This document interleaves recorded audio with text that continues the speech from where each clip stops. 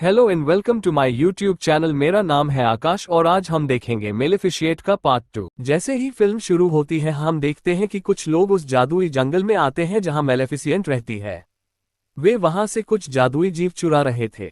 इस दौरान मेलेफिसिएंट भी वहां पहुंच जाती है। मेलेफिसिएंट उन तीन में से दो को पकड़ लेती है, लेकिन तीसरा उस जीव को चुराते हुए दूर जंगलों में भाग जाता है। वहां चमकते हुए फूल थे। वह आदमी वहां से राज्य की ओर भागता है। वह एक दरवाजा खोलता है। वहां एक छेद से हमें एक आदमी का हाथ दिखाई देता है। जो आदमी उस जीव को चुराता है वह उसे दूसरे आदमी को दे देता है। उसके कपड़ों पर एक चमकता हुआ फूल था। वह आदमी उस फूल को ले जाता है। वह इन चीजों के बदले में उन्हें पैसे देता है। फिर हमें दिखाया जाता है कि उस राज्य के लोग अभी भी मेलेफिसिएंट को दिल से पसंद नहीं करते हैं। उन्हें लगता है कि उसने उनकी राजकुमारी को चुरा लिया है और वह हमेशा राजकुमारी ऑरोरा को मारना चाहती थी। अब सीन बदलता है और हम राजकुमारी ऑरोरा को जंगल में खुश देखते हैं। वह वहां की रानी थी। वह अलग अलग जीवों के साथ डांस कर रही थी। सब लोग अपनी समस्याएं उसके पास लेकर आते हैं। उसे बताया गया कि यहाँ से एक जीव गायब है, वह जीव जिसे उस आदमी ने चुराया था। ये सुनकर राजकुमारी अरोरा परेशान हो जाती है। फिर वे छोटी छोटी परियां वहां पहुंचती हैं। वे उसे खुश करना शुरू कर देती हैं। वे उसका मुकुट लेकर दौड़ती हैं ताकि वह उनके पीछे भाग सके। जब राजकुमारी ऑरोरा नीचे जाती है तो वह किसे देखती है? वही लड़का जो मेलेफिसिएंट पार्ट 1 के अंत में उसके पास आया था। वह तब उसका सच्चा प्यार नहीं था, वह एक राजकुमार था। उसका नाम राजकुमार फिलिप था। वह कई सालों से राजकुमारी ऑरोरा को पसंद करता है और यहाँ वह आखिरकार उसे प्रपोज करता है। राजकुमारी ऑरोरा ये सुनते ही नजरें घुमाती है और मन ही मन खुश होती है, क्योंकि वह भी उसे पसंद करती है। मेलेफिसिएंट का कौवा यानी डेविल भी यह सब देख रहा था। वह जाकर मेलेफिसिएंट को सब कुछ बताता है। मेलेफिसिएंट वहां से उड़कर राजकुमारी ऑरोरा के पास बात करने आती है। उधर राजकुमार फिलिप भी अपने माता पिता के पास जाता है और उन्हें बताता है कि उसे एक लड़की पसंद है। फिर हम देखते हैं कि राजकुमार फिलिप अपने राज्य में आ गया है। वहां जाकर वह अपने पिता को बताता है, यानी राजा, रानी और अन्य लोगों को बताता है कि मैंने उस लड़की को प्रपोज किया है। उसने भी स्वीकार कर लिया है। ये सुनकर उसके पिता यानी राजा खुश हो जाते हैं, लेकिन रानी दुखी हो जाती है। लेकिन उसने यह अपने बेटे को नहीं दिखाया। वह कहती है कि ठीक है, हम राजकुमारी ऑरोरा और उसकी गॉड मदर को डिनर पर बुलाएंगे। दूसरी तरफ हम देखते हैं कि मेलेफिसिएंट राजकुमारी ऑरोरा से बात कर रही है। वह कहती है कि राजकुमारी, आपको सगाई करने से पहले एक बार मुझसे पूछ लेना चाहिए। मेलेफिसिएंट कहती है कि सच्चे प्यार जैसा कुछ नहीं होता, लड़के हमेशा धोखा देते हैं। इसलिए मैं तुम्हारा सच्चा प्यार थी, मैं तुम्हें दिल से प्यार करती हूँ, इसलिए मैं तुम्हारे लिए अच्छा कह रही हूँ। फिर राजकुमारी ऑरोरा कहती है कि प्लीज ऐसा मत सोचो। अगर किसी ने आपको धोखा दिया है तो शायद बाकी दुनिया के लोग ऐसे ना हो। मेलेफिसिएंट कहती है कि ठीक है, मैं तुमसे प्यार करती हूँ, इसलिए मैं तुम्हारी बात मान रही हूँ। अब हम देखते हैं कि वह दिन आ गया है जब दोनों परिवार डिनर करेंगे। राजकुमार फिलिप की मां अपनी गुप्त कमरे में जाती है। जब वह वहां जा रही थी तो हमें दिखाया जाता है कि यह एक लोहे का फैक्ट्री होती है। जब वह रानी वहां से गुजर रही थी तो हमने वहां एक चमकता हुआ फूल देखा। उसके साथ वह जीव भी था जिसे एक आदमी ने चुरा लिया था। अब वह रानी जाती है और उस आदमी से कहती है कि जल्दी करो, अपना काम पूरा करो, समय कम है। फिर हम वहां एक बील देखते हैं और उस पर वही सेम सुई थी। वह एक रहस्यमय सीन था, लेकिन हम उस रानी की योजनाओं के बारे में नहीं जानते थे। और फिर यहाँ सीन बदल जाता है। अब मेलेफिसिएंट, उसका कौवा जो कि एक इंसान के रूप में था, और राजकुमारी ऑरोरा वे रात के खाने के लिए जंगल में तैयार होते हैं। राजकुमारी ऑरोरा सुंदर दिख रही थी। जैसे ही मेलेफिसिएंट उस राज्य में अपने पैर रखती है, सभी लोग उससे डर जाते हैं और छिपने लगते हैं। कुछ लोग अपने हथियार निकाल लेते हैं। वे सोच रहे थे कि मेलेफिसिएंट एक बुरी चुड़ैल है, लेकिन मेलेफिसिएंट उन सभी को देखकर काफी इंजॉय कर रही होती है। मेलेफिसिएंट उनसे कुछ नहीं कहती और वह मुस्कुराती रही। अब हम देखते हैं कि वे अंदर पहुंच चुके हैं, यानी महल के अंदर राजा और रानी के पास। अब डिनर शुरू होता है। रानी लगातार मेलेफिसिएंट को खुश करने की बजाय वह उसे उसके पुराने समय की याद दिलाती है कि तुम ही हो जिसने उस राजकुमारी को श्राप दिया था। वह ठीक से बात नहीं कर रही थी। वह मेलेफिसिएंट से ये भी कहती है कि तुमने भी इंसानों को मारा था, याद है ना? मेलेफिसिएंट रानी से ये भी कहती है कि तुम्हारे राज्य के लोग मेरे जंगल में आए और मेरे जीव को चुरा ले गए। उनमें लड़ाई बढ़ जाती है। राजा अपनी रानी से चुप रहने के लिए कहता है, तुम किस बारे में बात कर रहे हो? दूसरी तरफ राजकुमारी ऑरोरा मेलेफिसेंट से कहती है कि कृपया शांत रहो। रानी फिर भी नहीं मानती और अजीब तरह से बात करने लगती है। वह कहती है कि अगर मेरा बेटा और राजकुमारी ऑरोरा शादी कर लेंगे तो उसकी असली मां कौन होगी? ये सुनकर मेलेफिसेंट को दुख होता है, क्योंकि वह खुद को राजकुमारी ऑरोरा की असली मां समझने लगी थी। वह अपने पंख फैलाती है और उस ऊर्जा से हरी ऊर्जा निकालती है और सभी दूर गिर जाते हैं। रानी भी बिना किसी कारण के डर जाती है और राजा के पीछे छिप जाती है।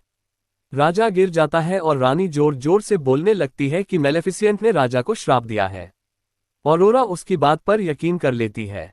वह मेलेफिसेंट से अपना श्राप हटाने के लिए कहती है, तुम बार बार सबको श्राप क्यों देती हो? तब मेलेफिसेंट कहती है कि ऑरोरा तुम भी यही कह रही हो, मैंने कोई श्राप नहीं दिया। लेकिन राजकुमारी ऑरोरा मेलेफिसेंट पर विश्वास नहीं करती, क्योंकि रानी ने उसे अच्छे तरीके से उलझा दिया होता है। फिर सैनिक वहां पहुंचे, वे मेलेफिसेंट पर हमला करने वाले थे। मेलेफिसेंट ने आखिरी बार राजकुमारी ऑरोरा से कहा कि तुम मेरे साथ नहीं आओगी। राजकुमारी ऑरोरा उसे कोई जवाब नहीं देती। वह रानी और राजा के साथ बैठ जाती है। फिर मेलेफिसेंट उदास हो जाती है और वहां से उड़कर चली जाती है। उसका कौवा भी उसके साथ था। वे खिड़की तोड़कर बाहर चले जाते हैं। लेकिन वहां एक और लड़की थी जो रानी और राजा के साथ थी। वह लोहे की गोली से मेलेफिसेंट पर हमला करती है। इससे वह समुद्र में गिर जाती है। अब हम देखते हैं कि राजा महल में बेहोश हो गया था। फिर उसे उसके शयन कक्ष में ले जाया गया। सभी चिंतित थे। फिर उनका बेटा यानी प्रिंस फिलिप उसे माथे पर चूमने के लिए कहता है। वह कहती है कि तुम उससे सच्चा प्यार करती हो, तुम उसकी पत्नी हो, शायद वह फिर से ठीक हो जाए। लेकिन रानी अंदर ही अंदर अजीब मुंह बनाती है, क्योंकि वह राजा से सच्चा प्यार नहीं करती और वह इन कहानियों पर विश्वास भी नहीं करती। वह एक लालची महिला थी। वह इसलिए किस करती है क्योंकि उसका बेटा कहता है, लेकिन फिर भी राजा नहीं जागता। जब ऑरोरा ये देखती है तो वह कहती है कि मैं मेलेफिसेंट से बात करूंगी कि उसका श्राप दूर हो जाए। जैसे ही वह जंगल में पहुंचती है, सभी लोग कहते हैं कि हमने अभी तक मेलेफिसेंट को नहीं देखा है, वह यहाँ नहीं आए। दूसरी तरफ राजा और रानी के साथ ही समुद्र पर नजर रख रहे थे कि मेलेफिसेंट समुद्र से कब बाहर आएगी। लेकिन वह देखती है कि एक प्राणी आया और मेलेफिसेंट को अपने साथ ले गया। वह तुरंत रानी को सारी बात बताती है। रानी उससे कहती है कि तुरंत उसे रोको। उधर ऑरोरा जंगल से वापस उस राज्य में आती है, लेकिन एक जादुई प्राणी भी अपने घोड़े में छिपकर उस राज्य में आता है। वह प्राणी वहां पहुंचता है जहां पहले वाला प्राणी कैद था। उस आदमी ने उस प्राणी को भी कैद कर लिया था। राजकुमारी ऑरोरा रानी से कहती है कि मैंने मेलेफिसेंट को कहीं नहीं देखा, क्या उसे कुछ हुआ? तब रानी कहती है कि टेंशन मत लो, वह मजबूत है, वह कहीं गई होगी, वह उसे अपनी बातों में फंसाने की कोशिश करती है। उधर उस रानी की साथी अभी भी समुद्र पर नजर रखती है। जैसे ही वह मेलेफिसेंट को देखेगी वह उसे मार डाले।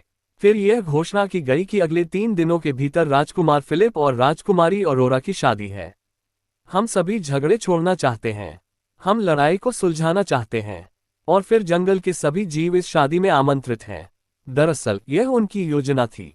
वे मेलेफिसेंट को मारने के बाद जंगल के सभी जीवों को कैद करना चाहते थे, ताकि कोई भी उन्हें सुरक्षित न रख सके। फिर वे उस जंगल पर कब्जा कर लेंगे। दूसरी तरफ हम देखते हैं कि मेलेफिसेंट जाग जाती है। वह घायल थी। उसे कुछ जीवों की आवाजें सुनाई दे रही थीं। वे कह रहे थे कि हम इंसानों पर हमला करेंगे। उनके सिर पर पंख और सींग भी होते हैं। वे रहने के लिए किसी जगह की तलाश में जंगल में आते हैं, क्योंकि वे सोच रहे थे कि जंगल उनके लिए सुरक्षित जगह हो सकती है। मनुष्यों पर हमला करने से पहले मेलेफिसेंट भी वहां पहुंच चुकी है।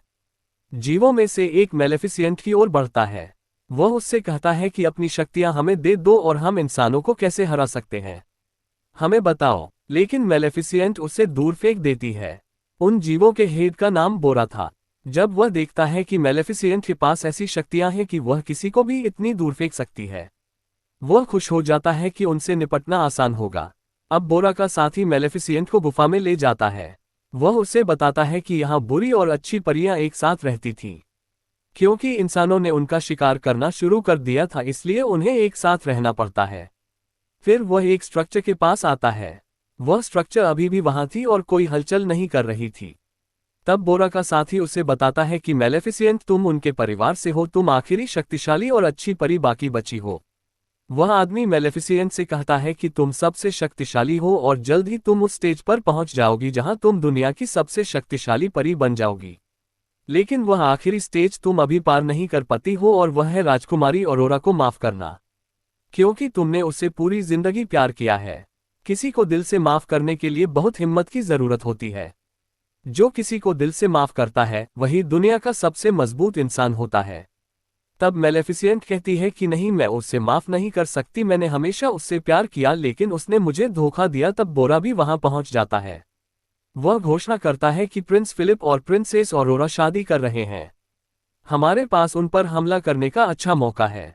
लेकिन मेलेफिसेंट यहाँ चुप रहती है। दूसरी तरफ हम देखते हैं कि रानी अपनी बातों से प्रिंसेस ऑरोरा को प्रताड़ित कर रही है। राजकुमारी ऑरोरा को यह महसूस हो रहा था।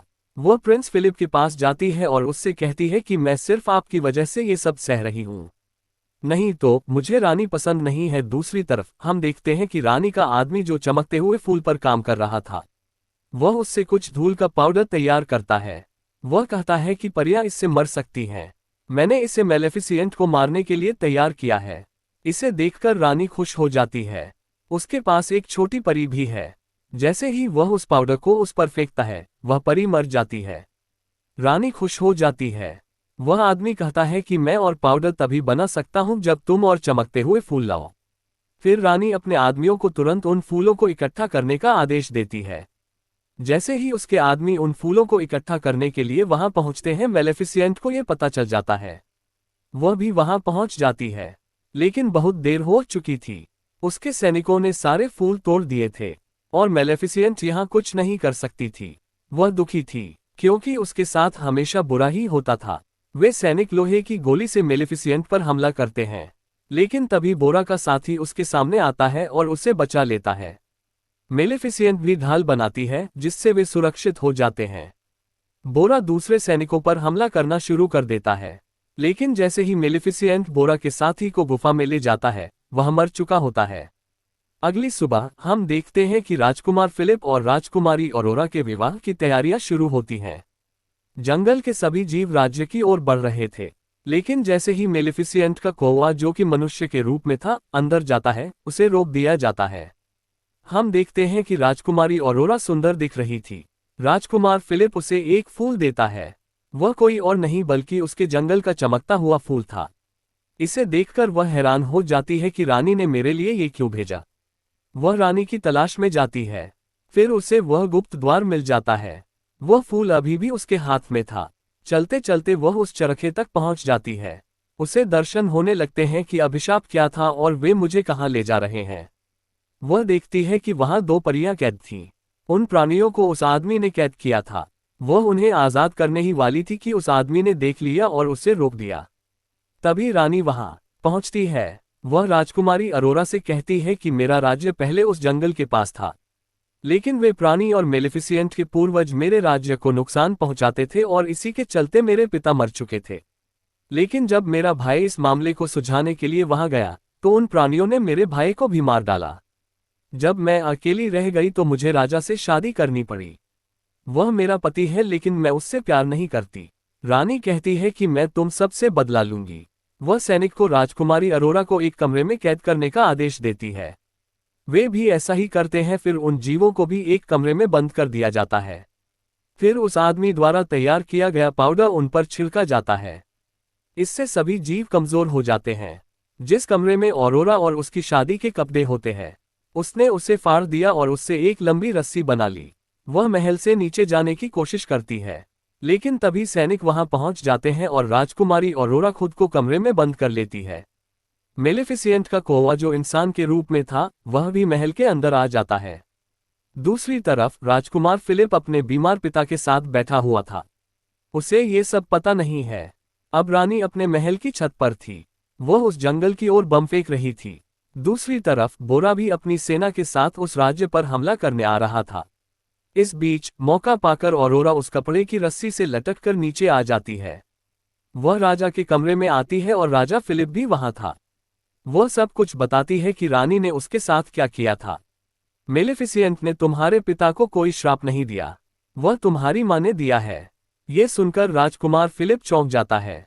दूसरी तरफ हम देखते हैं कि बोरा और उसके साथी राज्य पर हमला करने आ रहे थे, लेकिन राज्य के लोग लगातार उन पर हमला कर रहे थे और उन्होंने उनमें से कुछ को पकड़ लिया। तभी राजकुमारी ऑरोरा को मेलेफिसेंट का वह कौवा दिखाई देता है। वह इंसानों के रूप में था। वह उससे कहती है कि लोगों को बचाने के लिए हमें यहाँ चर्च का दरवाजा खोलना होगा। वे चर्च का दरवाजा खोलने लगते हैं। वे वहां जाने वाले सभी जीवों को बचाते हैं। वहां की छोटी परियां उन गड्ढों को फूलों से भर देती हैं जहां से वह पाउडर छिड़का जा रहा था। फिर वह धूल का पाउडर वहां से बाहर नहीं आ पाता और इससे किसी भी जीव को कोई नुकसान नहीं पहुंचता। जब रानी की साथी उन्हें ठीक करने जाती है तो वह खुद वहां से नीचे गिर जाती है। राजकुमार फिलिप अपनी मां को समझाने जाता है, लेकिन रानी सैनिक को उसे पकड़ने का आदेश देती है। लेकिन इससे पहले ही फिलिप महल से कूद जाता है। राजकुमारी ऑरोरा और मेलेफिसेंट का कौवा भी पकड़ा जाता है, लेकिन तभी मेलेफिसेंट वहां पहुंच जाती है। फिर वह उस कौवे को एक बड़े भालू में बदल देती है। वह भालू चर्च का दरवाजा खोलता है और वहां से सभी जीवों को मुक्त कर देता है। मेलेफिसेंट दूसरों पर हमला करके अपने लोगों को बचाने लगती है। फिर बोरा भी वहां पहुंच जाता है और रानी के सैनिकों से लड़ने लगता है। फिलिप आकर उसे रोकता है और कहता है कि वह हमारा जनरल है, उससे कुछ मत कहना। फिर बोरा वहां से चला जाता है। जब जनरल देखता है कि उसने मुझे नहीं मारा है तो उसे पता चलता है कि असल में क्रूर कौन है। इसका मतलब है कि रानी ही असली अत्याचारी है। दूसरी तरफ मेलेफिसेंट उस रानी के पास छत पर आती है। राजकुमारी ऑरोरा भी मेलेफिसेंट के पास आती है और उससे कहती है कि कृपया रानी को मत मारो, नहीं तो सब सोचेंगे कि तुम क्रूर थी। लेकिन मेलेफिसेंट कहती है कि नहीं ऑरोरा, दूर रहो, मैं तुम्हारी बात नहीं सुनना चाहती। रोते हुए ऑरोरा कहती है कि माँ प्लीज ऐसा मत करो। जब मेलेफिसेंट उसके मुंह से माँ शब्द सुनती है तो उसका दिल नर्म हो जाता है। वह भावुक हो जाती है। जब वे एक दूसरे को इस तरह देख रहे थे तो रानी को उन पर हमला करने का मौका मिल गया। वह राजकुमारी ऑरोरा पर पाउडर से भरा तीर मरती है, लेकिन मेलेफिसेंट उसके सामने आती है और राजकुमारी ऑरोरा की जान बचाती है। जैसे ही तीर मेलेफिसेंट पर लगता है वह राख में बदल जाती है। राजकुमारी ऑरोरा रोने लगती है। ये देखकर रानी खुश हो जाती है और घोषणा करती है कि अब तुम्हारा मेलेफिसेंट नहीं रहा और मैं पूरी जगह पर कब्जा कर लूंगी। लेकिन फिर हम देखते हैं कि राजकुमारी ऑरोरा के आंसू मेलेफिसेंट की राख पर गिरते हैं। मेलेफिसेंट फिर से जीवित हो जाती है और उसके बड़े पंख फिर से बाहर आ जाते हैं। रानी अब गुस्सा हो जाती है और वह राजकुमारी ऑरोरा को महल से नीचे धकेल देती है, लेकिन मेलेफिसेंट उससे बचा लेती है। राजकुमार फिलिप भी अपनी मां के बारे में सब कुछ जानता था, इसलिए वह भी मेलेफिसेंट के पास आता है। अब मेलेफिसेंट राजकुमारी ऑरोरा और राजकुमार फिलिप की शादी के लिए राजी हो जाती है। फिर वह छोटा आदमी भी मेलेफिसेंट के पास आता है जिसने उन जीवों को कैद कर रखा था। वह उसके जीवों को मुक्त करता है और उसे वह सुई देता है जिससे वह अभिशाप फैला था। उन सभी को पता चल जाता है कि रानी ने वह अभिशाप फैलाया था। अब राजा भी जाग गया था। बोरा की सेना ने रानी को पकड़ लिया और उसे फेंक दिया। मेलेफिसेंट उसे बकरी में बदल देती है और उस जगह को फूलों से सजा देती है। फिर वह बोरा से कहती है कि तुम अच्छे जीव हो, तुम हमारे साथ रह सकते हो। इसके बाद वह ऑरोरा को शादी का जोड़ा पहनाती है। फिर वह घोषणा करती है कि हम एक साथ एक संघ में रहेंगे। इसके बाद राजकुमार फिलिप और राजकुमारी ऑरोरा की शादी हो जाती है। राजा भी खुश था और सभी लोग और प्राणी उनके लिए ताली बजा रहे थे।